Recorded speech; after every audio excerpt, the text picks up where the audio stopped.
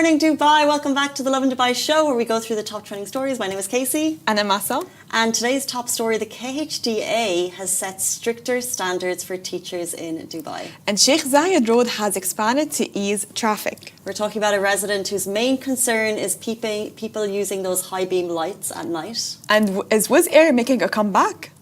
We're going to talk all about that, and later on in the show we're joined by After 6, the walking club turning strangers into friends. And in today's upper weather report, it's mostly sunny with temperatures ranging from 32 to 41 Celsius. It's a super exciting day. Yay! In the Lovin Dubai office, I must say.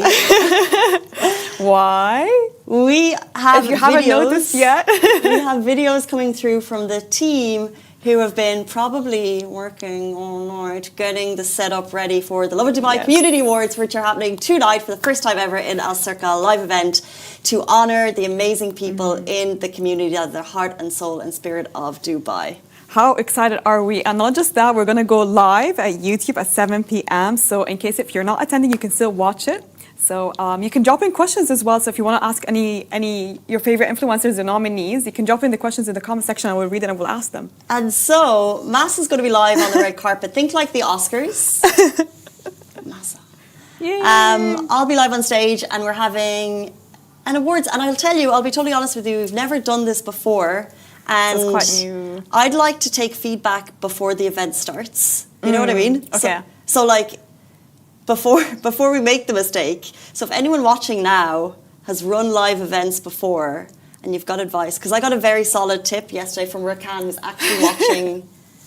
Well, he was watching. What's the tip? It was a very solid tip. So I'm going to be presenting the awards. Okay. And Are you nervous, by the way, to be on stage, or are you fine? I'm nervous. Okay. What is the award that you're presenting? I'll be on stage throughout the awards, and then Okay. I'll be reading the categories, and then someone else will come to present the award. Okay. And so Rakan's advice was, because we were going to have these really cool videos to show all of the amazing people and all of the great things that they have done. However, if you haven't noticed, the internet is slow. We can't even get the assets onto the software that we're using.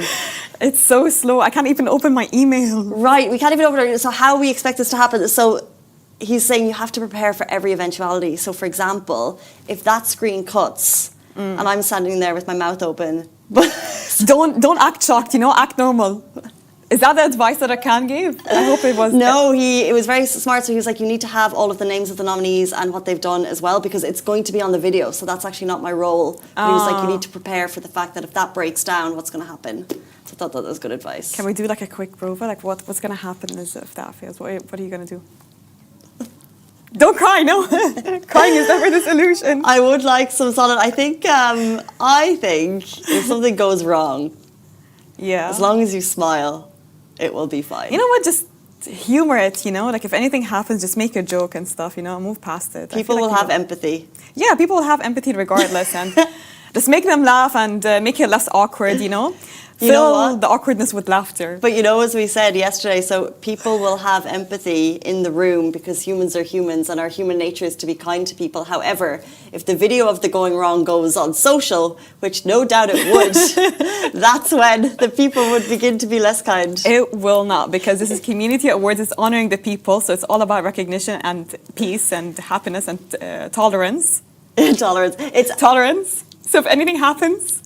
But I must say, the people in the room are the people who've been on this show for the last 10 years. Yeah. The people's stories that have pulled on your heartstrings. The people's stories who you're like, wow, these people are amazing. They inspire me to do more in my life.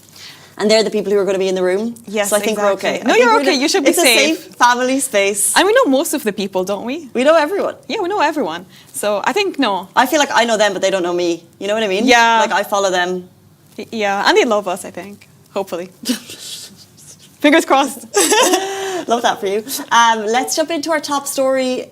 Interesting news for teachers. You're probably at school right now, but this is something to look out for. So KHDA sets stricter standards for teachers in Dubai. So Dubai's Knowledge and Human Development Authority has rolled out a new framework to raise teaching standards and strengthen staffing at private schools. So introducing stricter eligibility criteria, conduct requirements, and a 90-day waiting period for teachers who resign mid-term before joining another school. Interesting. Under the updated rules, All new teachers, including those teaching Arabic and Islamic studies, must meet KHDA approved qualifications, experience and conduct standards. So current teachers have until September 2028 or April 2029 for an April start schools to comply. The reforms also require schools to issue appointment notices for every teacher and leader, replacing the previous appointment letters, and departing staff must now complete exit surveys before a new appointment notice can be issued. This will help the KHDA track teacher turnover. So interesting.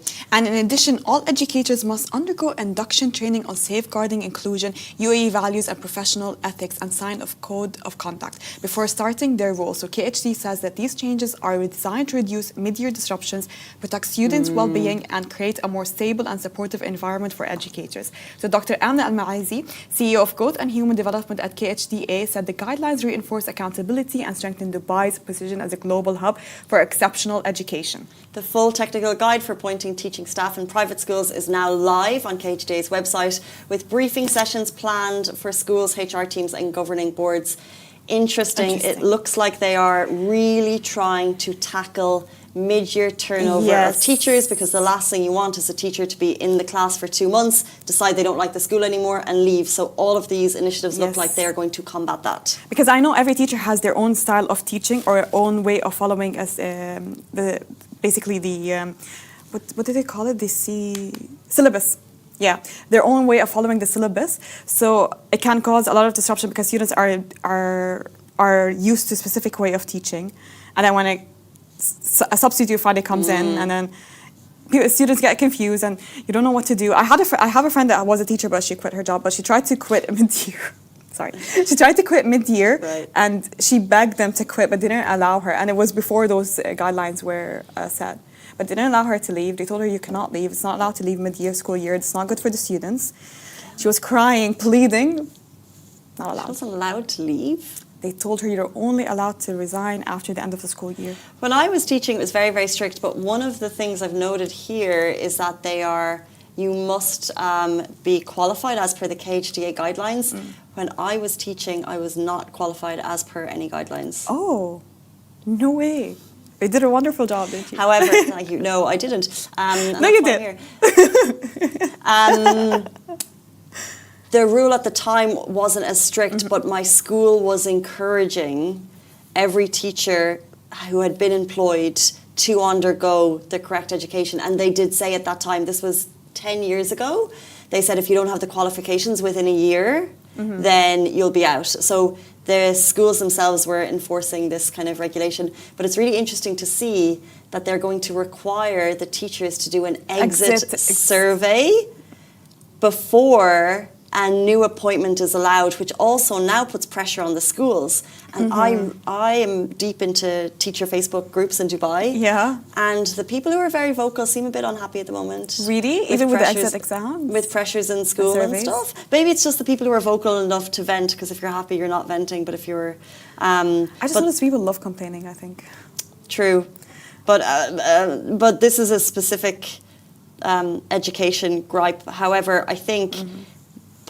allowing a teacher review if they choose to leave means that they're not just, if they're in a bad situation, it means that they're not just leaving and nothing is being done. They're putting their This will go to the KHDA, so well done to the KHDA for acknowledging 100%. that there is a potential for to listen to the teacher who's choosing to leave mid-year, because I'm sure that they don't do it. There's a situation.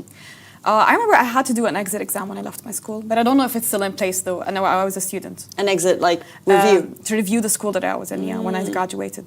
Yeah. Solid.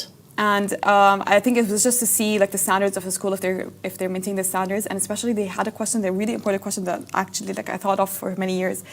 Is Arabic being introduced in a stricter and a better way, in a stronger format? Because we were all graduating with poor Arabic. So they were trying to reinforce the idea of maintaining that, healthy standards, good standards of Arabic, having strong writing skills, speaking skills in Arabic. But now they have it for us teachers, I guess. It was the very same as us with Irish. Yeah. Anyway, let's jump into our next story of the day. Is Wizz Air making a comeback? So Wizz Air could soon be back in Abu Dhabi as flight bookings to several European cities have reappeared, so online. So some routes are scheduled to restart in September while others are set for November. At the moment, flights to Romania are still departing from Dubai, but new Abu Dhabi connections to Krakow in Poland and Sofia in Bulgaria are already listed. So Lovin Dubai reached out to Wizz Air for confirmation but has not received an official response yet. So still, with flights showing up, many are hopeful that Wizz Air's Abu Dhabi operations are making a comeback. I do hope we hear from Wizz Air on this. It's a bit of a confusing situation. We heard that they were pulling out for numerous reasons, and that was that. And by the end of August, all the flights were cancelled. We heard that people who had booked Wizz Air flights and were in Europe had flights cancelled. However, they were then reinstated, but some people already purchased other flights, so out of their own pocket. So there were definitely some frustrated customers. So I'd love to get a full statement and transparency from Wizz Air as to why they're coming back. But at the same time, very positive comments. Very positive comments, and I feel like everyone wants Wizz Air to come back. And I'm assuming, listen, as soon as we get a signal, of course, we'll publish it. But until now, what we have to do is just to be hopeful. And I think those are the last few flights that Wizz Air is taking right now. I don't think it's a comeback. That's my guess. Well, my guess is like maybe there are not new flights, but those are the final flights that Wizz Air wants to take from Abu Dhabi. but this whole thing is that it could be restarting soon. Could be restarting, but I'm just guessing. Interesting. I'm just guessing. Well, Let's just hope. do we have any information on how much those flights actually? Because They're so cheap. the comparison of the flights, you're thinking, is it worth the trip to Abu Dhabi? But they are significantly cheaper. Yeah, because come on, like I think it's cheaper for you to go to Abu Dhabi and then take Wizz Air. Yeah, that's what I mean, 100%. and it's worth it. It's a low cost carrier, so it's. Yeah, but if you are you someone that usually likes to plan ahead, or do you like to take spontaneous Plan ahead. trips? Yeah, Plan ahead. No, like if someone offered me a spontaneous trip, I'd take it, but I would never be like, I'm going to go to Sri Lanka this weekend. I would never do that ever, ever. No, I'm not spontaneous at all. What about you? I think if I'm traveling back home, it's usually spontaneous. It's never planned. But if we're having a proper plan to a destination for tourism, it's always planned. Because you have to think of flights, and then you have to think of hotels. So it's never spontaneous, no. And if Wizz Air came back, where are you traveling if you want to take it? I don't know their flight routes. I think they go to the Maldives. Yeah, they do. They do. So they go to Maldives. if someone's willing to pay for that accommodation, I'll book the Wizz Air flight to go with it. I'm always willing to pay less for flights and pay more for hotels, I think. Oh, facts. Yeah. Yeah. I would get the cheapest flight on the longest route and the most expensive hotel. Yes. And I'd be okay with that. It's just transportation, you know. I don't think it's really important to have like the best transport. You know what? No, actually it is because of your back. Depends on your back. You know what? Just hotels. There's nothing like a nice, comfortable hotel bed. Looking at all these comments, good morning to everyone. Thank you for tuning in. Good morning, Mohammed Al Saba. Good morning. Good morning, good morning. Our next story of the day is about a Dubai resident who has had enough of driving with high beam lights. So on behalf of fellow...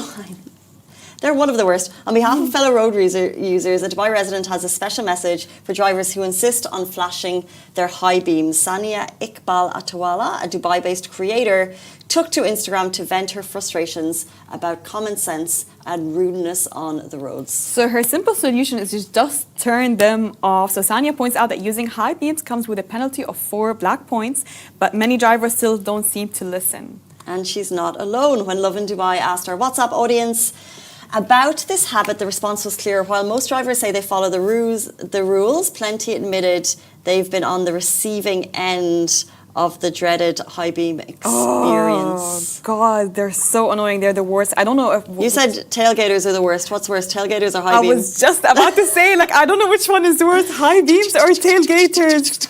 It's so rude. It's like how what could you? What do you mean? What do you mean? Like, why are you so offended that I'm driving slow? Just move past me. Like, I don't know.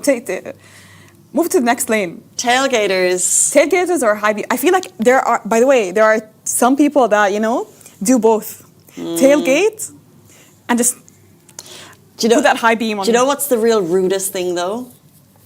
taking 2 parking spaces. You know when you're in a really busy mall and you're coming up and you see a space and you're like, and then there's this car which is like diagonal over 2 spaces, and you're like, really? That's so selfish, by the way. Were you that rushed? They were not rushed, they were selfish. Or sometimes they do it because they don't want anyone to park next to them.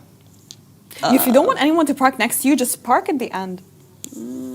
Just really park in the end, and no one's going to park next to you. But a lot of people do it because they don't want any cars to be parking next to them. But still, that's so selfish. They don't want to get the scratches and stuff. Yeah, they don't want to get scratches. But it's also rude for you to just open your door wide open and hit the car next to you.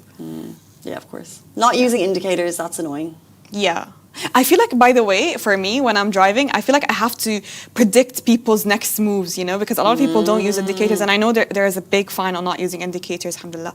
But I'm driving and I have to predict if this car wants to switch lanes, and I have to see the next move. And if I feel like they're coming closer to me, it means this person wants to switch lanes. Not the indicator, no, if you're coming next to me. So please use your indicator. I could just go on with things that bug me on the road, but actually there's some good news on the road. This was announced yesterday. Sheikh Zayed Road has expanded to ease traffic. This is a 700-metre stretch of Sheikh Zayed Road has been expanded from 6 to 7 lanes, boosting capacity by 16%, allowing up to 14,000 vehicles per hour. The Sheikh Junction was a well-known pinch point, especially during peak hours. So the project aims to eliminate overlap issues and ease pressure. And so thanks to the Sheikh Zayed Road expansion project, drivers will now feel some relief. Thank gosh for that. I love hearing those expanding traffic, no more traffic, more roads, more bridges news. It just makes it so much less. I don't know if it's... No, I haven't used Sheikh Zayed Road after summer, and I can't really tell you if I experienced more traffic during on Sheikh Zayed Road. Anyone watching been on Sheikh Zayed Road since school the kids started back at school? I've noticed, I live in my little bubble, as you know. Yeah. That doesn't have Production traffic. City, crazed. Yes. Production City has, so like I go to an area to the gym and I usually nip home. I don't even take a main road.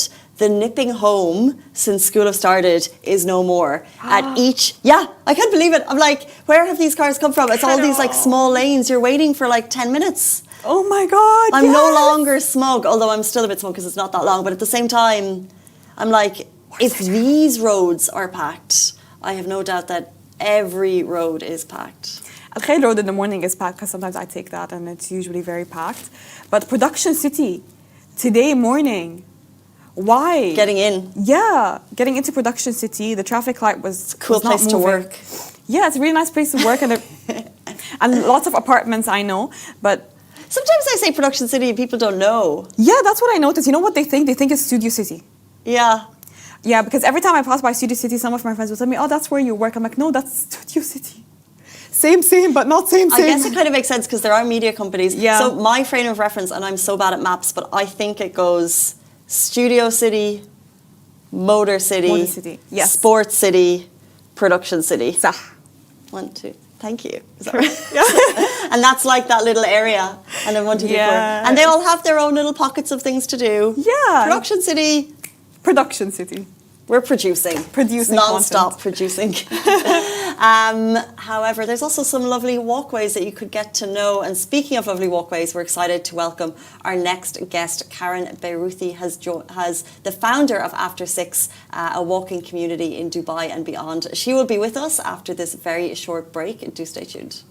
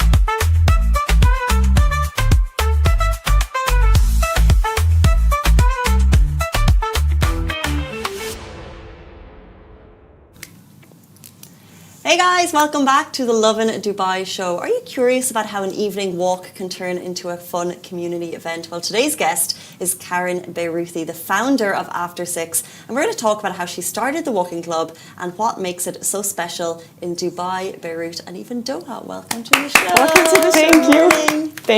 Thank you so much for having me, first of all. Of course. So can you tell us more about what is After Six and why did you start it? Okay, so basically, it's actually a fun story. Before moving to Dubai, I used to live in Italy for 4 years. So I was so used to walk there everywhere. And coming here with not this way of transportation, I thought that I really missed it and I wanted to walk. So I decided to walk everywhere. And people used to make fun of me for that. By people, I mean my friends. We're not used to that here. Yeah, they're like, why'd you walk in Dubai? Like, it's impossible to walk. Anyways, it's too hot. No, it's not true. So I started walking, and one day I decided, just for the sake of it, to post a story. And in the story, it was like, hey, I'm going to walk every week. Does anyone want to join me? Fun fact, after that, around 70 people reached out to me. Wow. Yeah. And they were like, yes, I've meant to like find a way to walk. I wasn't motivated, etc. Wow. Yeah. And then I can tell you that this started around 8-9 months ago. And now we have more than 700 members in the community, in the WhatsApp group. Yes. And the community is around Dubai. It started in Dubai. We did some walks in Qatar, in Doha, and in Beirut as well, Lebanon, where I'm from. And I turned this fun idea into a brand. Okay, and tell us a little bit more. So are these 700 people joining you on your commute to work, or do you have established walking routes? Okay, so the concept behind the name After Six is going on a walk or on an activity to meet new people or to put in some steps after 6 p.m., aka after the work shift is over, right? So that people can get a bit motivated in order to like not feel like I don't have the energy anymore, I want to go back home. No, you can still come, walk a bit with us, meet new people, and it's kind of a nice way for people to know that they don't need too much requirements to get to meet others. True. So nice. I feel like we're all craving a little bit of like this walk after work, or like, meeting new people, or like having a community around us. Just to like let go, have a breath of air, meet new faces. Yeah, and it's usually like a very casual environment. So you just said you recently moved to Dubai, and a lot of people that move to the city say that they struggle finding new friends, new people. Yeah. Was that the case for you? So it would be like a good idea to say yes, but no, I didn't struggle that much. Just because I kind of knew where to search. And I already had like friends already established here, and knowing that, I've heard so many times that people were struggling to find new people and they feel like the city can be a lonely city or a city that doesn't really help for you to be in different environments with different types of people. I really thought that this walk that is technically guideline free, like you don't have to pay to enter, for example, you don't have to wear something specific, you don't have to like prepare yourself or whatever. It's just something so chill that would like encourage people just to do this extra step comfortably and in a very chill way, and at the same time regroup people from very different communities, not only, let's say, from the wellness industry. It's literally anyone, because it's not something that's demanding, let's say, when it comes to physical or athleticism or whatever. But yeah, like I don't know what to say. It's an amazing community that you've built, and I loved how it started. It sounds so natural, but I wonder, because now you've built a community of 700 people, and you've organised walks beyond Dubai in 2 different countries. So what's your own personal inspiration for managing this? Because I imagine it's taking some time out of your life. I agree. It is taking some time out of my life, but the thing is, I realized while building this and some other projects aside that I love working in environments that involves people. I'm a communications person. I'm someone who is outgoing, who is an extroverted person, and being able to build all of this was not just an effort that is just like, oh, I need to do this, I need to do that. It's more of, hey, it would be cool to do that. So it's more out of motivation, excitement, like getting people together. And now that I think about it, you asking me this question, it's literally what I know how to do the most on my in my personal life, on my day-to-day, and in projects like these ones. And I feel like the response was super quick because everyone wants that. And with that being in mind, what type of people join those walks? Is it just newcomers? Is it long residents? So I actually, fun fact, before answering you, one of the videos that I usually upload on social media, a lot of videos that are interview-based. I like going like those famous people going, hey, what do you do for a living? Yeah. I did that on some of the walks. And to get the audience to know who are the people who are joining this community. And when people watch the videos or when people attend the walks, they discover that everyone is like from such different backgrounds, whether it's a more corporate background, consultancy, creatives, even tourists. And when it comes to nationalities, I can tell you that it's a mix of everything, and that's the best part about it. And I think that reflects really well Dubai's identity. Because like for me, going from, for example, Europe to Middle East, like coming from Lebanon, for me it was more about being around Lebanese people. In Italy, I was getting this European international exposure. But in Dubai, for me, it's like the perfect of the best of both worlds, like getting the international community and this Arab Lebanese essence as well. True. Interesting. Yeah. You know what's so, it feels like recently there's been a shift in how people socialize.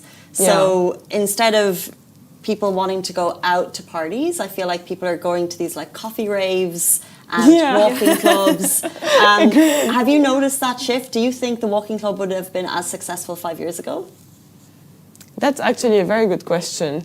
I think that whenever you portray something in a way that is pleasant or attractive, you might get your crowd. But the fact that it grew so fast over like few months does say that it does like reflect the fact that this past years, the shift in the trend has become more towards wellness, towards more, let's say, well-being, the mental health, the healthy lifestyle. So, of course, it did play a role, but I think any idea that you would try to launch into a community, whether it's trendy or not, it's about how you perceive it and how you want to communicate it to the world.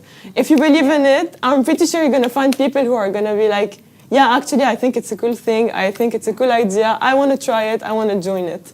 So, yeah. You started this a couple of months ago, but right now it's summer, it's hot. How do you maintain that walking club? So, very good question as well. The last walks that we did in Dubai were in May. So May was the last month where we maintained the weekly walks. Obviously, June, July, August were too hot to walk outside. As planned, and unfortunately it did not happen, but I'm going to tell you in an ideal scenario what it would have been, is to do some outings that are still community-oriented, fun, but not necessarily walking outside in the heat. Like, for example, some events that are in the pipeline to think about before the weather gets good right now is, for example, we're planning on organizing a paddle game, for example, just for us to get together, have a fun time, and still maintain this community-like feel. Yeah. And other than that, when it comes to online, let's say, I try as much as I can to get here and there, engage with the audience, engage with the community, try to post fun stuff to make them remember and get them excited to what's coming. Right. And also the fact that I was able to like start other walks in other countries helped a bit with the shift of weathers. Like, for example, in Beirut, it was easier to do walks because the weather was a bit less intense than here. How many people came to your walk in Beirut? Last walk was around 40 something. So you just spread out a message and people just joined? Yes. So interesting. And I wonder, you're using social media, which is amazing, to gather your audience. And I just wonder, do you think social media is helping people build connections, or do you think it's actually making it harder for people to build relationships, and that's why they need something like the walking club? It's a very extremist question, because I believe in both. I believe that social media can help you in so many ways that the ways before getting social media involved took so much longer to make things work. And because it's literally a platform to share knowledge, to share things. So if you know what you're sharing and who you're sharing it to, you're gonna find the right way to use social media. Now, unfortunately, also social media is the reason why people get as well isolated. Yeah, so it's like the platform that reminds you that, oh, you wanted this, but you didn't get it. It's the platform that reminds you that you wanted to be there, but you're here. Instead of course, there are accounts that try to preach gratefulness and trying to realize what you have and not think of comparing or whatever. But in general, people automatic response is gonna be to like just compare, and it's gonna let them not want to go there or not want to go out or feel too not up for it. Just feel like texting online is enough, for example. So I think it plays in both directions, but when you know how to use it, it can bring people together, like after 6, for example. Exactly. True, you'll find the people that were willing to, like, they're constantly searching for communities that helps them get out of there and get out of their house, basically. But you've held multiple walks before May here, and you've had different locations, just not one location. But is there one specific location that holds a specific memory to you?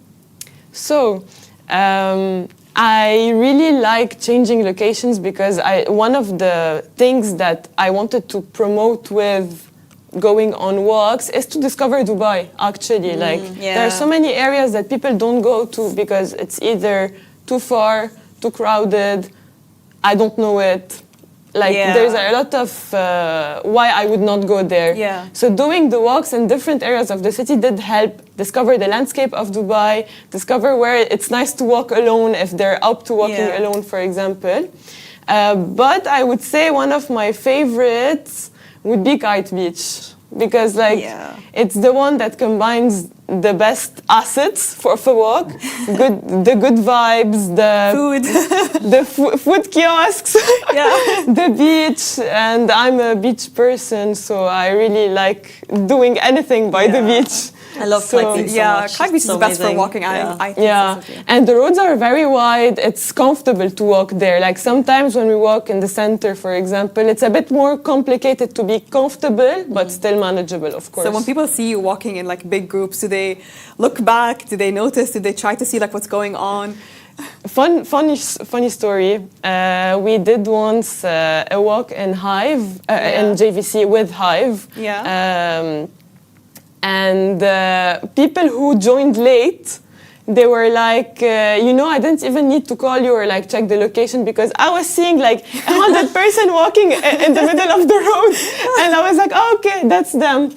Or other people who were just joining because they saw us and they were like, hey, I'm seeing just a lot of people together. I'm really interested to know what's happening. Amazing. FOMO, Literally.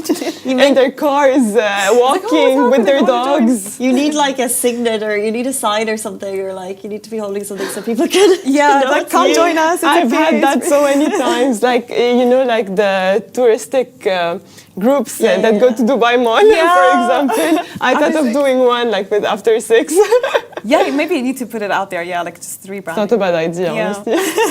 Thank you for that. You mentioned at the beginning you're an extrovert. Yes. And I wonder, I'm sure there are many introverts who like the idea of joining something, but they're also maybe a little bit nervous or shy to do so.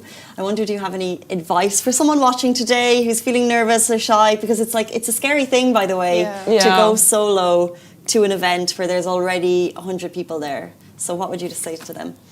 Okay, so first of all, to the introverts who actually came to the walks, I have a lot of respect for you. You took the step and you tried to go out of your comfort zone. So already for the people who are more introverted and who tried after 6, and I hope and I see that you guys are still joining the walks, I'm proud of you. Now for any introverted person or a person that feels some kind of social anxiety around a lot of people or in a big event, we can call it an event with this number. My advice to you would be just know that the people who are joining there are people who decided that they are open to get to know other people, and they are people who, let's say, are not there to judge, they're not there to cause any type of pressure. They're like you, maybe a bit more comfortable when it comes to being in social settings, but they're also there to get to meet interesting people, cool people, different people like you guys who are afraid to join us. So I just wanted to say that After 6 is a very safe space. It's a hub for people to come together, meet each other without any expectations or pressure. Nice. Nice. And before you leave us, Yes. I know you mentioned it's not hot, it's not cold enough for the next walk yet.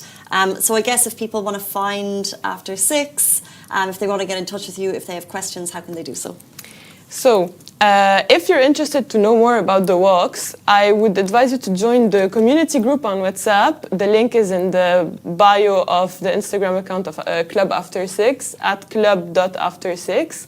And the upcoming walk, the first one is going to be the first week of October. So we still have some time before getting there, so the weather gets better. But I would advise you to join it now, because I might have a nice surprise for you. One of those indoor activities that we were talking about, working on that. And of course, for you to stay posted on every update, it's advised for you to be in the group, because you're going to get it before anyone else. It is the year of community, and you are embodying the community spirit. So thank you so much, Karen, for everything that you're doing. Thank you so much for having me. Of course. And thank you, Massa. Thank you, Casey. That brings us to the end of the Lovin Dubai show today. Do not forget, the Lovin Dubai Community Awards 2025 are happening tonight, and you can watch them live via our website and our social platforms. So please tune in and cheer on the community heroes of Dubai. Have a beautiful day, and we'll see you soon. Thank you so much. Bye-bye.